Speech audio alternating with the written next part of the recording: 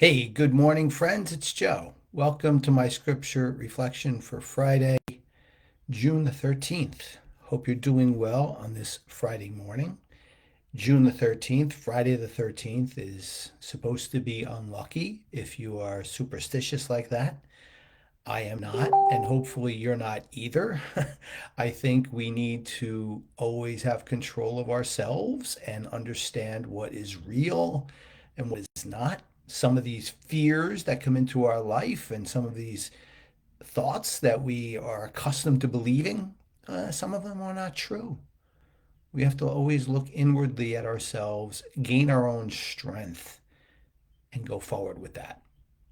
And that is a good lead in to our gospel today. So I will ask you to quiet your minds and hearts as we prepare to hear today from St. Matthew, chapter 5, verses 27 to 32. Jesus said to his disciples, "You have heard what it was said, you shall not commit adultery. But I say to you, everyone who looks at a woman with lust has already committed adultery with her in his heart. If your right eye causes you to sin, tear it out and throw it away. It is better for you to lose one of your members than to have your whole body thrown into Gehenna. And if your right hand causes you to sin, cut it off and throw it away. It is better for you to lose one of your members than to have your whole body go into Gehenna. It was also said, whoever divorces his wife must give her a bill of divorce. But I say to you, whoever divorces his wife, unless the marriage is unlawful, causes her to commit adultery. And whoever marries a divorced woman commits adultery." My friends, let us focus today on what Jesus is saying and what he is not saying when regards to sin. Let's put a few things out there so that we are clear on a few things. We all sin. Yeah, it's true. We do. All of us. There was only one individual who walked this earth. His name was Jesus. He was the only one who never sinned. The Pope sins. The only species that sins are humans. Animals don't, but we do. And I think always I used to say, and I believe it to this day, and it certainly comes to my own sins, to sin is not the problem, to deny it is. I've denied it in the past. Maybe you have too. So it brings us to what Jesus is saying in the gospel, which sounds very harsh, doesn't it? If your eye causes you to sin, tear it out. If your hand causes you to sin, cut it off. But let's look who's doing the action here, my friends. Let's look very carefully. Who's doing it and who's not doing it. Jesus does not say he will cut our hand off. He does not say that your neighbor will cut your hand off. He does not say that that person who judges you will tear your eye out. He's telling us to do it. He's telling us to do it. This is the ultimate accountability.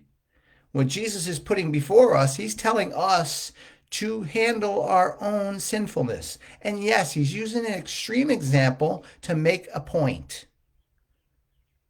And that point is to do our best to try not to do it again. And that's where the member is then missing. But my friends, what we must do, all of us are made in the image of God. We must dig deep to that part of us that is God, those thoughts that we know are God. We must use those to strengthen us. Then we must be honest with ourselves. And yes, we must tear it out ourselves and look to a brighter future. What happens when you give up something that you know is not a good thing? Don't you realize and understand that good feeling that you get? It's true. And it does motivate us to higher levels of peace and purpose in our life. So, my friends, today there's an awareness. That awareness is for us to examine closely our own shortcomings. Realize that we have them. Don't let anyone else influence what they are or how they affect us. We already know.